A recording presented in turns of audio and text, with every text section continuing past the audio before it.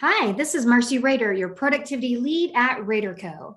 I'm the principal contributor to the Health Powered Productivity podcast, where we give you bite-sized nuggets of knowledge in areas of productivity, health, and clutter that you can implement right away. Looking for ways to support our health powered productivity mission? We welcome donations to our tip jar, linked in the show notes. We encourage you to check out our RaderCo recommendations page on our site, where we list all of our favorite products, services, and apps. We get a little kickback, and you get vetted tools that we use ourselves. Now, on with the show. If you are not using rules and filters to manage your inbox, you are missing out. I'm not going to talk about how to set them up. That would be easier by video, and so you can just do a Google search for that. But what I am going to talk about are the types of emails that you might want to set a rule or filter to. In Outlook, it's called rules. Gmail, it's called filters.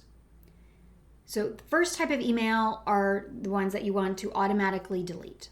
So you've tried to unsubscribe a million times, somehow you're still getting the emails. If there's something coming in from a specific domain or a type of email, you can just have it go straight to trash and never see it in your inbox. Automatic notifications.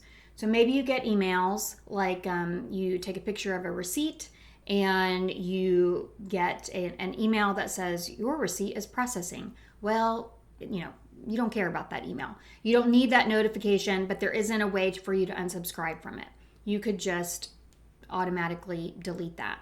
But then you could also, maybe it's something like several of my clients in pharma and biotech, they get reports throughout the day. And they want access to that report, but they don't need to look at it right then. So it could bypass the inbox, go to a folder marked reports, and when they want to look at it, they can. I have some that look at it once a day, others that rarely look at it. It's just there for reference if they need to. So think about those types of automatic notifications. I have another client who they get a notification every time their timesheet's been processed. Well, they don't care. They expect it to be processed. So that just automatically gets filtered out. Receipts. So I have a client who is an interior designer. I'm sure you can imagine how many receipt emails she gets throughout the day. She needs access to it, but she doesn't need it coming in and distracting her. So if it has the word receipt in the title or in the subject line, it automatically goes to a folder.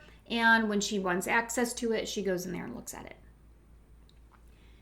Industry news. This is a big one, and this is such an opportunity for being more productive and effective. So, I get blog posts and emails throughout the week, newsletters that I subscribe to that I would consider industry news or professional development. I want to read them, but they're not more important than my client emails. And so I don't want them to distract me throughout the week. And it's easy to do that because, we can procrastinate saying, oh, this FDA alert email is really important, but actually we could read those once a week and we'd probably be okay. So instead, filter those emails, create a rule, and then, to go to a folder. And then once a week you go in and maybe you set a timer. I set a timer. I don't spend more than a set amount of time to go through those emails. And by seeing them all at once, I'm more discerning about which emails I'm going to read. And then what I don't get read, I just delete it. And I have several clients who do this with HR and company emails. Anything coming from HR, like a general HR email, or from their company, they go to a different folder, and then once a week they go in there and read those. The next category would be for specific people. And this is actually easier to do in Outlook. Well, in Outlook, you would do this by color, and in Gmail, you could do this by if you use the starred or important. But in Outlook, what I like to do is emails from maybe leadership or from your boss, those come in red. So they stand out and you hit those first. And then you could also do from specific domains or even by project. So you have a project, one project comes in all in red, another project comes in all in blue. So you're hitting that project, all those emails that are in red, at the same time. So your mind isn't having to switch tasks back and forth where you're always going to lose time in the switch, having to, okay, now I'm focused on this project. Okay, now back to this project. Instead, you're focusing on one thing at the same time. And so you have less decision fatigue going through those emails.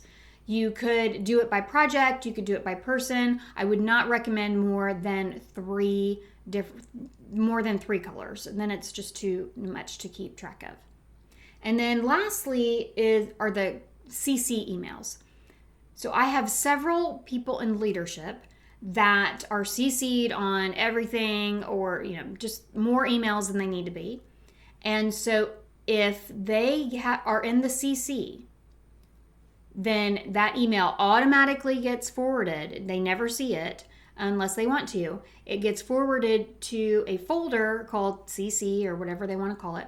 So they have access to it, but it's not distracting them throughout the day, because CC means FYI. If you are in the CC, there is no action for you. No action for you. And that is one thing that we train people when we're talking, when we're working with companies in our email extinguisher workshop is, a lot of people don't use the CC correctly. If you are in CC, there is no action for you. It is really just an FYI. So a lot of leaders will just create a rule that if they are in the CC, it goes to a folder. Maybe they skim through it once a day. Maybe they skim through it once a week, or never. It's just there as a reference if they need it. Rules and filters can change your ability to manage your email. Now, if you are still a little nervous about, creating the rules and filters, or if you're not sure what types of emails to create rules for, we do have an email action plan at RaderCo, and it's a 90-minute deep dive into your inbox with a trained specialist. And we do that after an inbox habits assessment, really look at the types of emails that you have coming into your inbox. And if you want to learn more about that, it's hello.raderco.com/email-action-plan. We love, love, love to get in people's inboxes and help them manage those better. Create your rules and filters today.